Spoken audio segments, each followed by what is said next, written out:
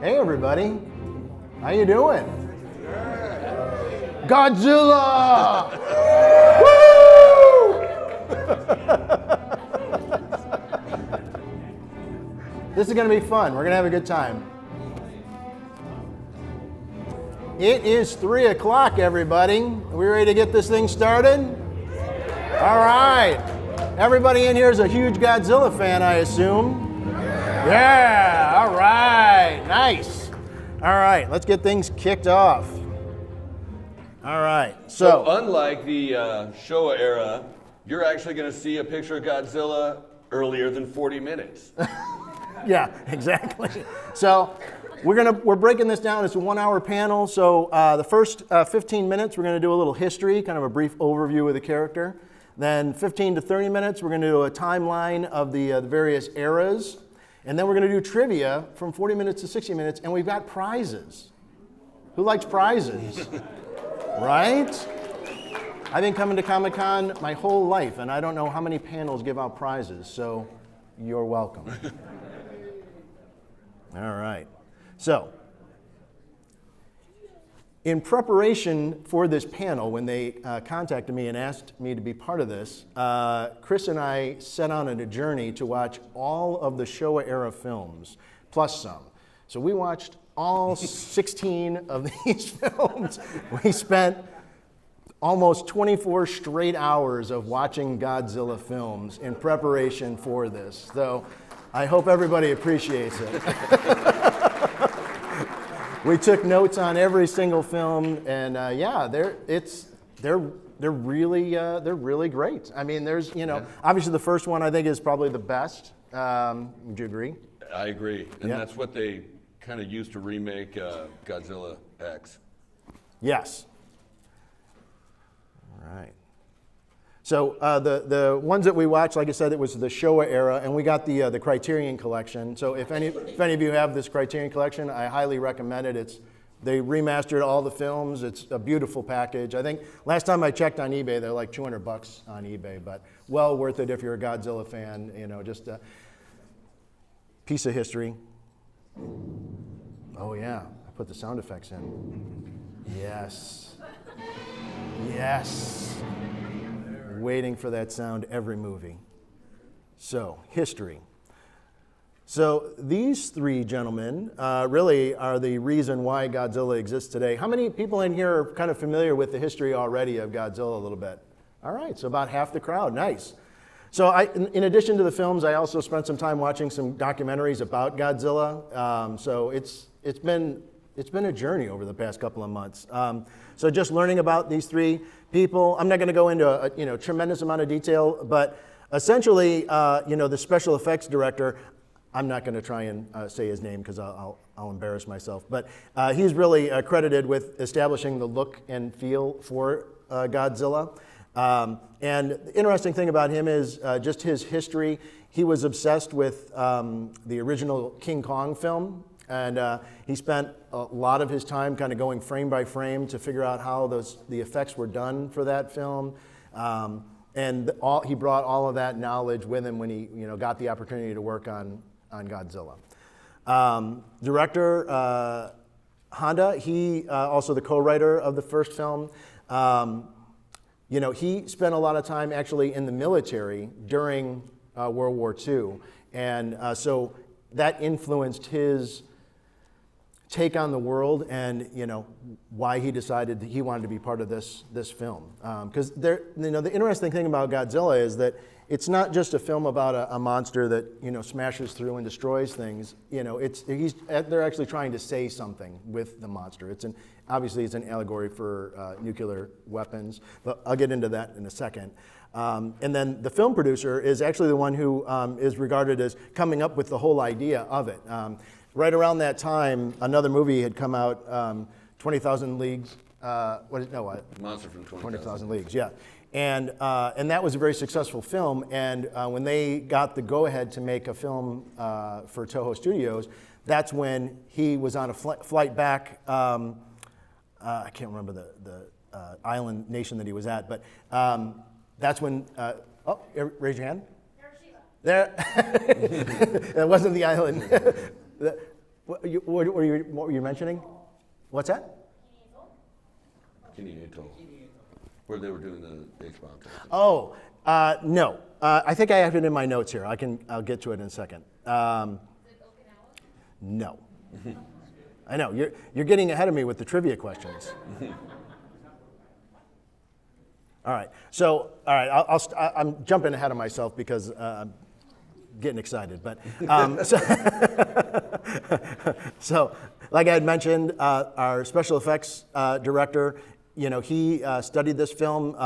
Willis H. O'Brien, he's the one who did all the groundbreaking effects work for King Kong, which is still an incredible film too. If you haven't seen the original King Kong, it's definitely worth seeing. And with these films, even the original Godzilla, I think the important thing to remember with them is that you need to try and put your mindset in a place of, when those films were made in the 50s, that these special effects just didn't exist at that time. So all of the stuff that they were doing was groundbreaking. They were doing stuff that had never been done before. So it's kind of hard to put yourself in that mindset. But that all these people at that time frame, that's what they were doing. They were just breaking new ground. Well, and they had a bit of a departure where King Kong and the Monster from 20,000 Leagues were stop motion, and they decided to go with a suited character with miniatures for the Godzilla movies, which I thought was super awesome.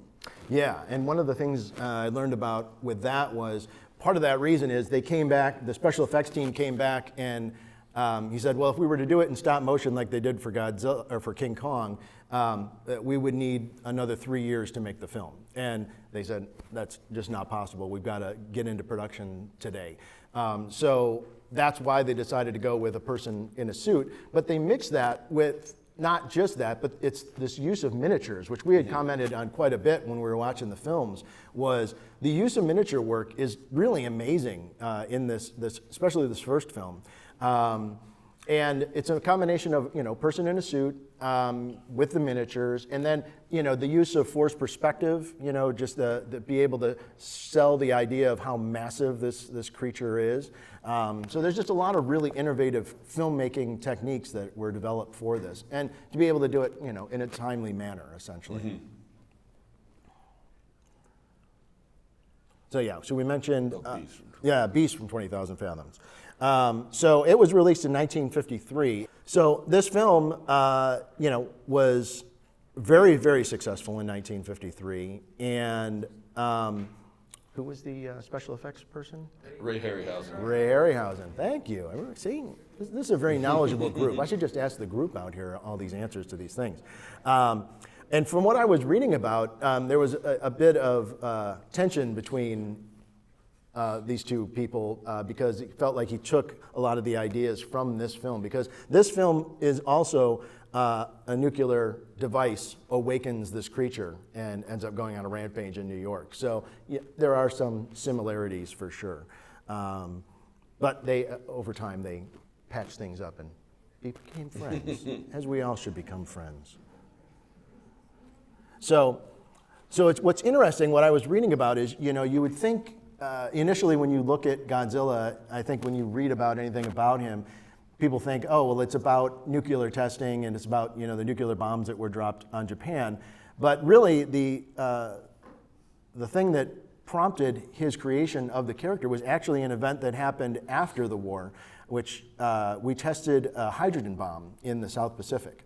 And apparently, we did not realize how big the bomb was going to be. And it ended up being like 8 times bigger than what we thought it was going to be. And unfortunately, a fishing boat called the Lucky Dragon No. 5 was subjected to the fallout of that.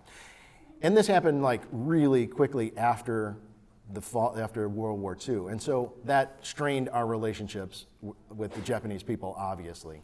So that is actually the bomb that is what influenced his decision to create Godzilla. So if you read about it, it's actually a hydrogen bomb that releases him from underground. Yep. So that's kind of interesting. I think that was one thing I thought was kind of interesting to learn, was just the true origin of where his mind was at and where their minds were at that period of time. For me, The thing that really interested me about this character was, I don't know how many people in here have seen -1. Oh, almost everybody. So yeah, it was absolutely amazing. I was blown away by it. I saw it twice in the theater, and I can't wait to buy the Steelbook when it comes out. It's an amazing piece of art. If you haven't seen it, you should run to check it out. And so I'm kind of friends with the guy who runs the panels, and we got to talking about how much I loved -1, and he said, well, we're doing a Godzilla panel. Would you mind doing that for us? And that's why I had to go back and do the research on some of these older films. But it's interesting to watch that film, and the first thing that came to my mind was that it's such a personal character for the Japanese people that it's almost, I don't know, use the word insulting, but like, I almost feel like the American films that we're doing, like we shouldn't be touching this important character to this society that was impacted by us, because even the -1, that the story that person goes through, the main character, is deeply personal and specific to that society of people. So yeah, I had some real epiphanies during watching that and watching all these films. And then, we started watching some of the American films as well, and I was just thinking, I mean, they can be fun, but they're really just, kind of popcorn CGI stuff, running around and smashing stuff. And I don't know how that helps tell their story. They take, like, a lot of the inspiration for Godzilla comes from what they have witnessed from nuclear, like warfare, nuclear testing, and that, like, Godzilla's signature kind of rippled skin in that costume is actually meant to replicate the radiation burns that people experienced during the dropping of the bombs on Hiroshima and Nagasaki. Yeah, the people that were able to survive that fallout, they had some scarring on their skin. So, all of that detail that went into the creation of this character, all of that to me is just deeply personal to Japanese society. So, yeah, I just feel like maybe we should step aside. We can create our own stuff, but that's just my own personal opinion. I'm not gonna. Hope there's nobody from the people that make the American films in here be upset at me. They still need to hear it, even if they're. Yeah, right. Oh, there it is. Okay, so producer Tanaka came up with the idea for Godzilla on a flight back from Jakarta. That's the small island nation that he had come back from when he was put in charge of the next big budget film for Toho. And he pitched the idea of a giant monster being awoken by hydrogen bomb testing in the Pacific. So that's very specific to that event that happened after the war. So he's really the one who's credited with the initial concept for it, And then the other two gentlemen came in and added their parts. I also like that Godzilla isn't really attributed to a species. There's a lot of other characters that come up that are like a mutated ankylosaur or something. And even Gorosaurus is a mutated T-Rex. So it's really kind of hard to figure out what Godzilla is a mutation of, aside from being his own species awoken by the hydrogen. Yeah. Was he like Stegosaurus? Stegosaurus was four-legged. It's possible because he has those large fins on his back and everything. But there are some differences there in that he walks around like on two legs instead and things. He's like a combination of like a Stegosaurus and a T-Rex, I think. Yeah. If it was possible, would he be a Spinosaurus? I don't know. It's possible. Did they even discover Spinosaurus in the 50s? No, I don't think so. This gentleman over here? I believe in Shin Godzilla, they said that he was like mutated from a marine iguana. Oh, interesting. Okay. Look at that. Makes sense. I love that. A young person who's got all the inside details. He said from, what was it, Shin Godzilla? Yeah. That they had mentioned that he was in a mutation from an iguana. That makes sense, actually. I remember the 98 Godzilla, that's what that was based around was a mutated marine iguana. But I remember, at least, not for a specific species, but I know in, I can't remember the name of it, but it's the one where he fights Mecha King Ghidorah. they actually give him its own little genus, a Godzillasaurus. Yeah. Godzilla. So, but as a dinosaur, I don't think they're ever gonna act, that's part of the fun of it. Yeah. Yeah, I think you're absolutely right. Yeah, I think that, we're doing a panel on Sunday as well, if anybody's interested, on giant monster movies, so come out to that. But, one of the things when we were researching for that panel was the idea that these giant monsters kind of represent things, and so it doesn't have to be, as far as, what its origin is or that kind of thing. It's more about what it represents in those films. All right. Oh, yeah, and this is what we were talking about, the ties to nuclear keloid scars, yeah, from the survivors of Hiroshima. So when they were, crafting the costume, that's an attention to detail that I don't think a lot of people might even be aware of, that, that's why he looks the way he does, is because there was a reference to something else in that. Timeline, all right. So my daughter had a slight contribution to this. She's a big Taylor Swift fan. So it's the Eras Tour Godzilla version. So when we watched the Showa era, initially I didn't know what that was in reference to. And doing more and more research into this, all of the different eras are actually based on the emperor at that time. So that's what they're in reference to. 1999 was Emperor Millennium. Yeah, Emperor Millennium. At least, yeah. That one is a standout. Just to show a hand, we watched the Showa era. How many have watched like almost all of the Godzilla films? Oh my goodness. Oh, that's some big fans. Wow, you guys are huge fans. This is amazing. We had the ambition to go into the next era. We lacked the time. It's still on our list, though. Yes. My Solid. fandom does not end Yes. with this panel. All right. And then obviously there's the American films. So one thing that we watched in the Showa era was the American release of the first film with Raymond Burr. How many in here have seen that masterpiece? Yeah, not it. So for those of you in here who have not had the pleasure, how many people in here have heard the term mansplaining?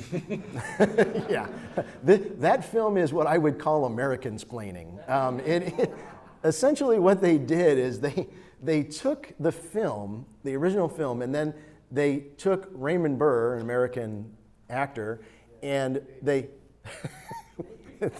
they filmed for one day. They went and filmed scenes where he was just doing this, and then they cut him into the film like he was in the courtroom as part of it, nodding and agreeing. And then they showed the back of people's heads, and they were supposed to represent the other actors that were in the Japanese version of Oh my gosh. the film. It was sad. It was sad like and you could painful. see Raymond Burr getting more tired and a little disheveled, like as they're shooting this thing, Yeah. because he was only there for one day. That was Yes. all he shot that thing for. Yeah, and essentially they go through, and Raymond Burr just goes through and narrates what's happening. Yeah. And right now the monster is coming towards them. Like, oh, jeez. I can see that. You don't have to tell me that this is what's happening. So yeah, it might be worth watching just for the entertainment value. So then, obviously, in 1998, TriStar gave it a shot with Godzilla. That was the one with Matthew Broderick. Yeah, that one didn't do so good. Not so great. Yeah, downhill. So then that brings us to Legendary Pictures and what they're trying to do with the MonsterVerse. There's definitely something to be said there. I think that the Apple Plus series, was it Monarch? Is that the name of the Monarch? Yeah. I mean, I'm a huge Kurt Russell fan. I think he's an American treasure. And just to have him with his son acting together, there's definitely something special there. And I like that they're kind of putting together a mythology around it. Part of me still feels like, this is a Japanese film and should be left alone, but I do appreciate that they're trying to do something with it. And there's definitely unfortunately a large portion of the population that just refuses to read subtitles, and they're just never going to get to experience those Godzilla films unless, there's this American version. So. Don't watch the American version. Yeah. The 1957 one. No, that one, yeah. Go ahead. So like with the trucker, I mean, as bad as the movie was, I think it was Fox that released the TV series actually did a lot better with, trying to represent what they were trying to do and actually make him actually Godzilla instead of just some mutated lizard. Yeah. The thing with me with Godzilla is that his biggest fear, because that would never use his signature thing as atomic breath ever in that movie. And they did when the TV show came out, they actually did do that. He actually was using it at the time. It was like, why can't they do this in the movie? It's like, this would make Godzilla Godzilla. Yeah. I think the Charizard one would have been so much better if it was something more like the Beast of 20,000 Fathoms. It was just not called Godzilla. It would have done so much better. Because it wouldn't have been connected to anything else. It was just a giant monster movie. Yeah. It would have done better as a kaiju movie, and that's it. Yeah. I mean, there's definitely, there's something to be said for known intellectual property. I mean, that's why we get so many sequels. Just from a filmmaking business standpoint, that's a huge hurdle to overcome for an audience, is to get them to understand your character and want to come out and spend money at the theater to go see it. So I'm sure that's the reason why. I mean, you got a character that's, from the 1950s that has over 30 films under its belt. There's a reason why you'd want to utilize that for sure. Yeah, talking a little bit again about the history, we'll touch on the Showa era, is the evolution of Godzilla from a threat to Tokyo, where he would come and stomp out all of Tokyo, and they ended up having to kill him at the end of the Godzilla 1954 Spoiler movie. alert. Yeah, so if you have not seen it yet, you've had plenty of opportunity. But the oxygen destroyer did its work, and I think they said that Godzilla has died twice. Yeah. Confirmed he's died twice through the Godzilla films, but initially he was a threat, a representation of hydrogen bomb testing and why we should steer away from it. And then eventually he was called upon as a hero to people and would come in to take care of other threats, such as the pollution? Oh, yeah. Hedorah? Yeah. Hedorah, that's it. Yeah. And so there were different threats, even space exploration. We had where he was on planet X, and then we had a couple aliens come on a few movies. Yes. and ththings like that. There was a little bit of a weird period there where Godzilla was only in the movie, a Godzilla movie, for 10 minutes at the very end to come kind of clean everything up. But with like the invasion of the Astro Monsters and all that stuff. But he was still the hero that was brought in to kind of clean up these messes that we were making, or that aliens were making, and things like that. I just like that he evolved based on his popularity. Yeah. Oh, well, I wanted to say, actually, in defense of the Ravenberg Godzilla movie, when I was a little kid, in the 60s, that's what they brought over on TV. You did not have the options you have today. That is true. Exist. And people actually liked it enough that when the other Japanese monster movies were made, like Mothra and Gamora and all those, that they actually sent those in the original version over. That is It took years before we could be able to see the original cut of Godzilla. Yes, you're right. And if it hadn't been for that, and the fact that the American audiences, actually enjoyed it, even though it was kind of horrible what they did to the film to do that. So they didn't realize any better. And that's how it actually kind of grew, other than, the American, monster movies, like I really love 20,000. Yeah, so it was available in Japanese communities in America, but it wasn't widely released until it was released in its original version, like the 90s, like 1990s. So it took a long time before it was released in the United States. I'm glad you brought that up. Yeah. You're absolutely right. That I take back most of the bad things I said. I was that 12-year-old at like 12 o'clock at night on a Saturday or a Friday, because this is when TV used to end at a certain Yes. Used to go to static. and then Get the Pledge of Allegiance. Yes. nights, they actually kept TV a little bit later, so at 1 o'clock you would end up seeing all of these old black and white movies, monster movies, and that's how I got into it. Nice. Very cool. I agree with you. If they wouldn't have done that, then it probably would not have, taken off here in the States. You're absolutely right. All right, we're moving right along here. Uh-oh, question. Uh-oh. Yeah, on sort of the opposite side of the coin as somebody born after 2000. Yeah. Like, my first exposure to Godzilla was that god-awful 1998 movie. Which I found out recently was made by Roland Emmerich. And I think that kind of explains the very frequent Roland Emmerich-isms throughout the movie. Tiny explosion, all that stuff. Yeah, tiny explosions, random destruction, disjointed character lines, all that. But in defense of a god-awful movie, that was, I think that that cultural capital that Godzilla has, it really wasn't something that you could count on reliably in the U.S. I don't think they went into that movie going, oh yeah, Godzilla, everybody's watched the Showa era, right? Right.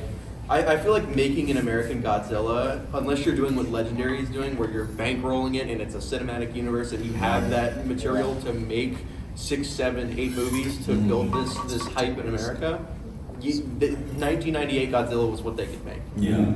The 88 Godzilla, they just should have called something else. Yeah. Exactly. Yeah. Exactly. Zilla. Well, even the current MonsterVerse, I think that the American directors and everything are trying their best, and I think Godzilla -1 was trying to bridge that to try to earn the right to make these movies, to show kind of where Godzilla came from, to do this whole thing, and I think they're trying their best. But yeah, it's tough because we don't have the same perspective that the Japanese people had when they made those original Showa era. I might give Godzilla 98 a break if Godzilla 2000 didn't come out like 2 years later. Are you talking about the animated series, or are you talking about? No, 2000 Millennium. I know they came out the same year. This might be my Family Guy Godfather moment, but I did not care for Godzilla 2014. I couldn't see half the movie. Japan Like hated the TriStar Godzilla. Oh. They actually bought the rights to TriStar Godzilla, so that their Godzilla, the true Godzilla, could take the one that they actually did, what they call Godzilla, out in like less than a minute. Nice. He showed up in Sydney where he was, smacked him once into the opera house, and then blew him away. Yeah. It was like not even, it wasn't even funny. And I think that probably comes back to the fact of how important this character is to Exactly. They Japanese were like, they were society. so like, what is this is not our vertical. Yeah. And then So- like, you're saying like how Godzilla evolved from being a villain to being a hero. Yeah. As MonsterVerse now, he's not actually a hero. He's more like nature personified, basically. Yeah. As opposed to Mothra, which is just Yeah. limited. No. Yeah. Yeah, or Godzilla's more like nature, like they went to the special features in the 2014 movie. They basically nature giant attack dog. Yeah. Basically, he's trying to set with nature back on course. Yeah. There was an interview done at one time, probably back in the early 90s. And one of the interviews was with the actual family members of the women that played. Oh, okay. They said that the whole song was actually written about the way the country and the world was going at the time. So Mothra was supposed to be the bright light of all the craziness that was going on. Yeah, I have the sense that Mothra's like Mother Earth almost, Right. in a lot of ways. That's what I get from it. So during the time period of that, we had the wars going on and everything. So she was really sad about the way everybody was treating each other. If you recall, when they had the red sand and everything else like that, when they first started, it was nobody could go to that island from the outsiders. Yes. Because they didn't want to be tainted by the human nature. And that's where, you know, she was supposed to be the bright light, and she was always crying about how the world was. Interesting. I like that. See, once again, this is much more of a Japanese perspective on things that, you know, they're trying to say something about the world. And a lot, you know, like you had mentioned before about how the things had shifted, you know, over the course of the films and what they represent. Like there was, you know, a lot of times they were talking about, there was one that was about famine, you know, and how there was not enough food for everybody, and then the other one was about pollution and, you know, how we're destroying the planet. And so, yeah, they're definitely trying to say something with the films, and it's the monster is an allegory for those things. So it's, yeah, I find it all very fascinating. So, who's ready for some trivia? I do. All right, and some amazing prizes. All right, so. I gotta go back. Wait, I went too fast. What are you doing here, man? I know, this is my first rodeo. All right. Hold on. Yeah, there we go. I just want to get a little beat in there. Get everybody ready for trivia. Nice. All right. All right, here we go. What is Godzilla's favorite weapon? Nope. Nuclear missiles. Heat ray. No. His tail. His fist. Yeah, okay, like, Not that he has on his personal being, like his. Drop kick. No. It's a rock. It's a rock. Yes. Come and get a prize. It's a rock. He kicks rocks at Rocks. everybody. He loves kicking rocks. I thought you guys were big fans. Come on. Every movie's kicking rocks at people. They have several fights where like Ghidorah and Godzilla are just throwing rocks back and Yeah, the number of times they kick rocks is pretty amazing. All right. We're doing good on time. All right. Next one. Some of these get a little tougher. That one was tough. No. What date is Godzilla Day? We got to go with this guy in the back with the amazing hair. November 3rd. Dang. Nice. November 3rd. Good job, sir. Good job. So he's going to raise his hand every time he moves. I know. We got to spread the love around. I know. Keep engaging, though. I like it. Why is it November 3rd? That was the day the first Godzilla movie came out in 1954. Yeah. Look at that. The day that the film came out in 1954. Okay. All right. Who is the first monster to attack Godzilla emotionally? I don't know the answers. Oh, so yeah. You have to know. That's right. I need to know. Oh my God! Are you kidding me? Oh, no. It's actually not that. I know that one. That was the first one he fought. We're talking Yeah. about emotionally. Emotional damage. Nope. He said space something. Wait, who said it? Space Godzilla. Yeah. Man. Space Godzilla. You wouldn't think Space Godzilla would attack him emotionally, but it hurt him. Hurt his feelings. It did. Yeah. What's that? It was probably because Space Godzilla took Godzilla's Godzilla. That's right. Godzilla's not a very good father. In that film, he's kind of mean to him. He's tough. It's tough love. He's definitely. Manila's a little creepy. He's trying to toughen him up. It's a hard world out there, so he's trying to. All right, next. Who is the Thing in Godzilla versus the Thing?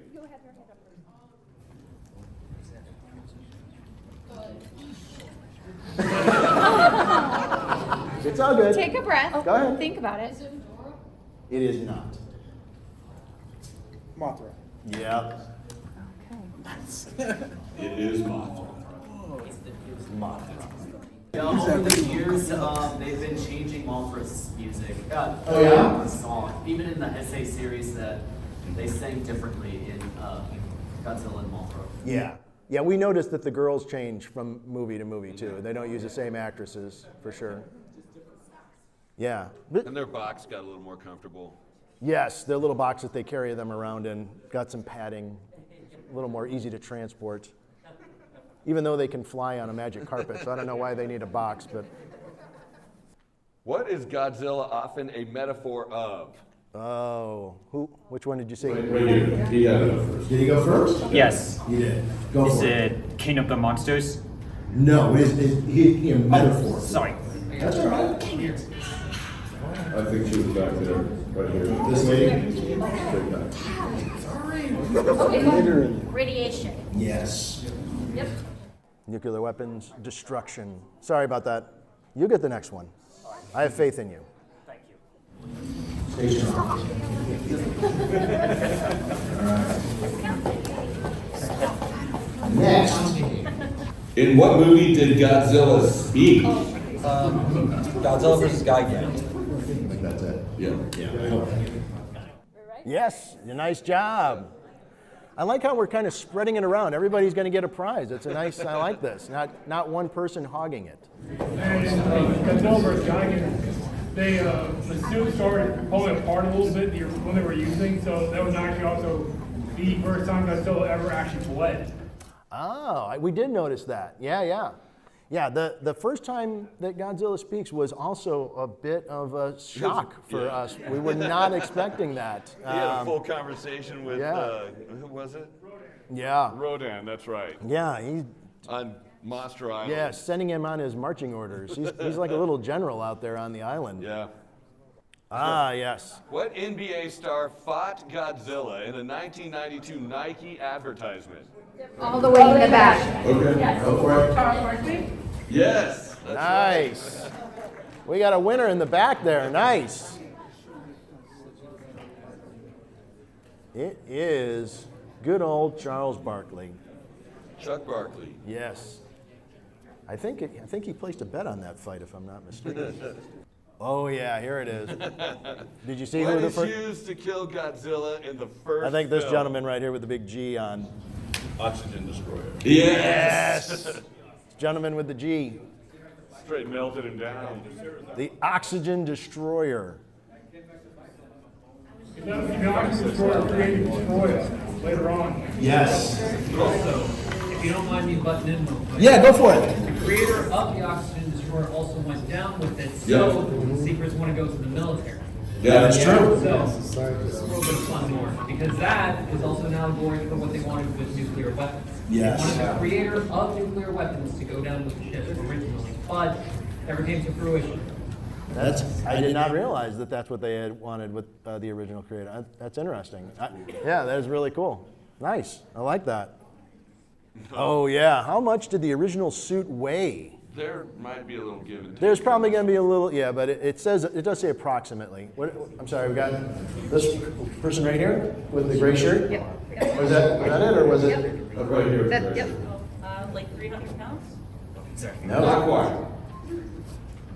You. 240 pounds. Yeah, that's right. It's in that ballpark.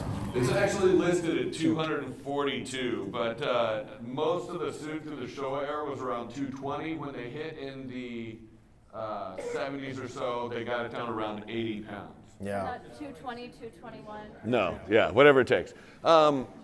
Yeah, so something that I thought was kind of interesting, if you watch a lot of the pyrotechnics from the miniature models, at first the missiles were on like a string with some eyelet hooks, and they just kind of shoot it with a bottle rocket, and Godzilla, it would miss Godzilla every time.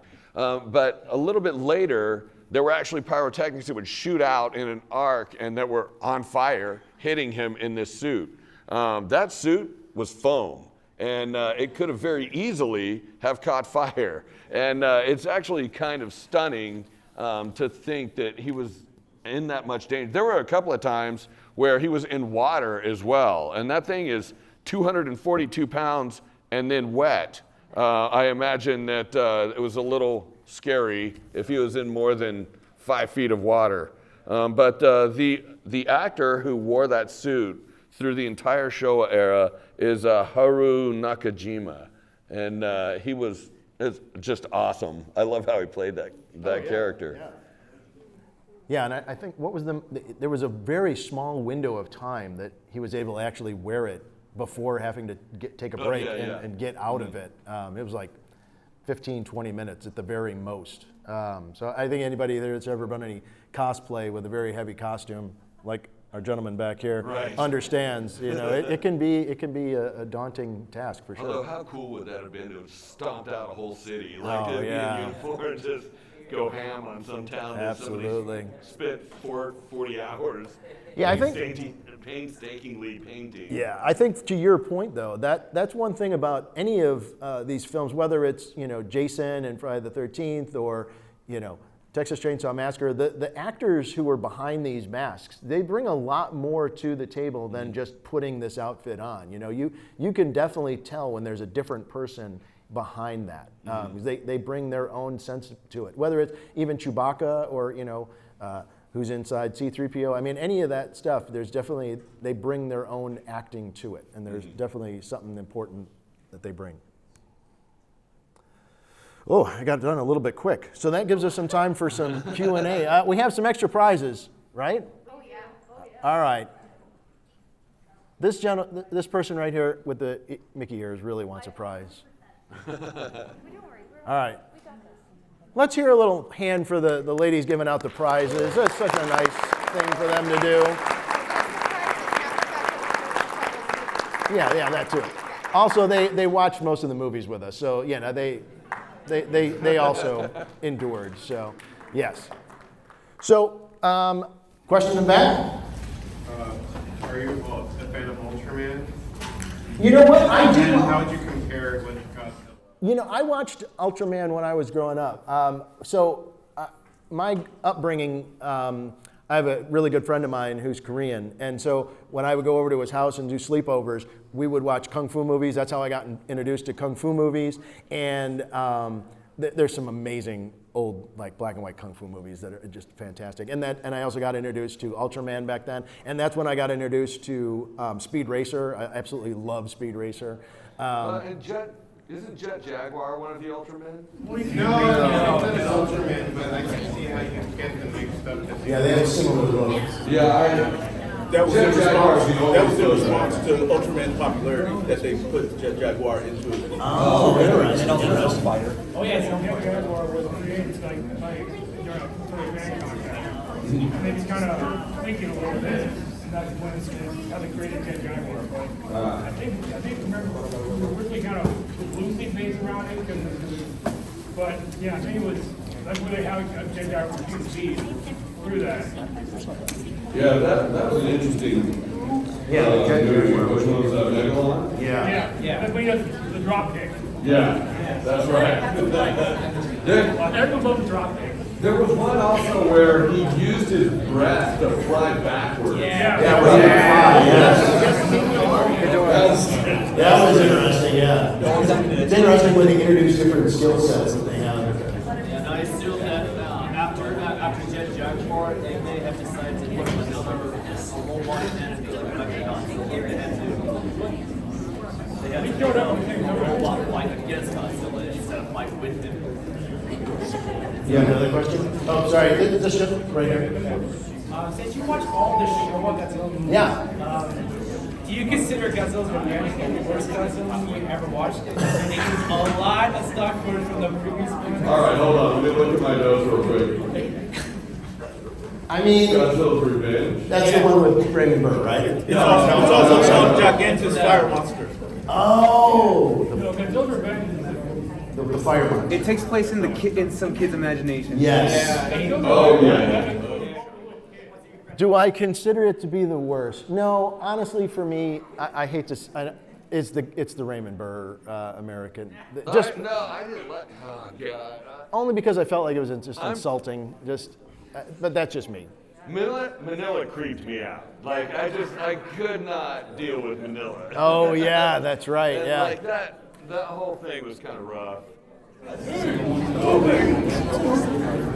Raymond Burr does return. In which film? Godzilla 1985. Oh, 1985. Interesting. He actually lends a little gravity to it. He what? He actually lends a little gravity to Godzilla 1985. Oh, yeah? Call that.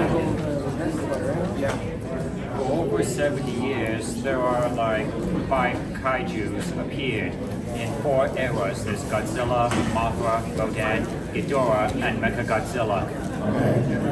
Yeah, we have the Gila and Eurus in there as well. There's actually quite a few of them that appear over the course of. Before, it seems like a lot of people are panning out. I just want to say thank you to everybody for coming up and, appreciate you taking the time to serve the family. Thank you. One last question. You have a question? Who do you think was Godzilla's most powerful enemy? Mechagodzilla or King Ghidorah? I think King Ghidorah was probably the most consistently powerful one. Godzilla was a challenge towards the end, but King Ghidorah was just a problem the whole time. Yeah. And even in the the MonsterVerse that they're doing right now, the Americanized version, he was awesome. Like the Ghidorah one was the best movie in my opinion. Yeah. Well, aside from -1, but. Yeah. This gentleman had his arm up. MonsterVerse, of all the Godzilla movies that exist in the universe, a couple universes, which one do you think is best to jump into the MonsterVerse next after you got Ghidorah, Rodan, Mothra, and Mechagodzilla? What do you think is the next upgrade, basically? From the MonsterVerse?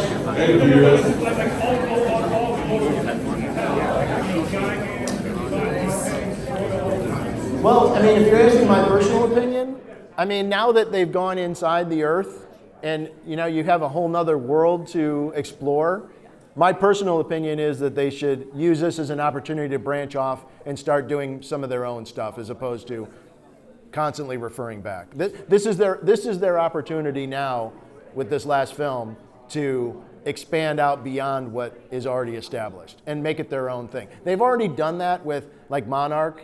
Thank you so much, appreciate it. Have a good one, guys. So the next Godzilla, they're going to bring in Destroya, which might be interesting because he is pretty much the only one that actually ever really did kill Godzilla itself. They should go back and do that because Godzilla was already going through the meltdown. But the Destroyer was the one that actually kind of pushed it over the edge.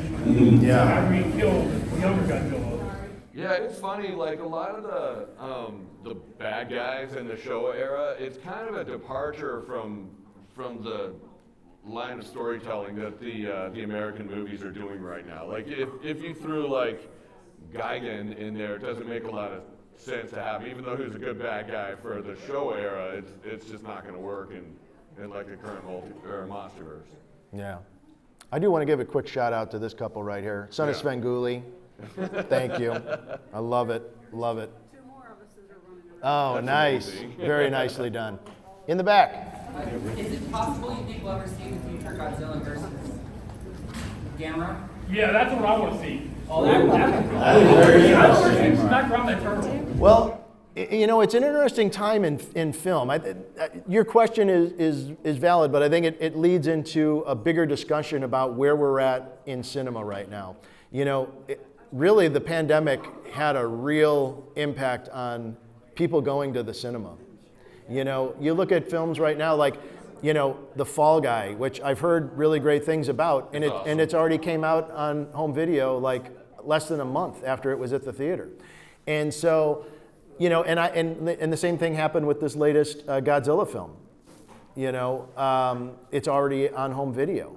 And so I don't know what that means for the future of expanding that universe and continuing that. Those two things tie together pretty tightly, I think. My personal feeling is I hope that Deadpool blows it out of the water and does a 1.5 billion or something, and brings and they say, hey, come back to the cinema. But we'll have to see. And if that happens, then maybe we'll see some more of that universe, or they may just pull it into Monarch. I'm not sure what the answer is, but I think it would be a cool thing. So. Well, thank you everybody for coming. Yeah, we have to, unfortunately, the next group is getting ready to come in here. You have one last question? Remember when in the 60s when they took the quality water. Thank you so much. Appreciate it. So it was like, it was kind of like, okay, these are two big, monsters of, cinema. Like who's the top, who's the top dog. I think the same thing said, like, Godzilla, show them what you do with Kong. Gamera is kind of like his next door neighbor. Yeah. Who's like between the two of them, it would be fun, like you said, see who's the toughest hit them apart. Between the two of them, because how similar but different they both really are to each other. Yeah, I agree. Godzilla and Kong's like Batman versus Superman. They bash on each other a little bit and find out their moms are both named Martha, and it's all over. They team up against whoever. Did you say Martha? Yes. All right. Yeah, it's Mothra. Both of our moms are named Mothra. Thank you, everybody. Appreciate it.